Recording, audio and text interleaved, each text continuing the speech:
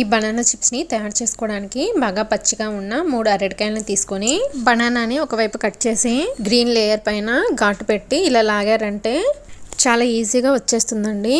తర్వాత వీటిని నీళ్ళల్లో వేసి కొద్దిగా సేపు వదిలేసేయండి.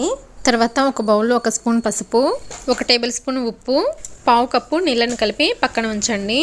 తర్వాత ఆయిల్ని బాగా మరిగించి చిప్స్ స్లైసర్తో అరటికాయల్ని ఇలా తురుముకుంటూ వెళ్ళండి.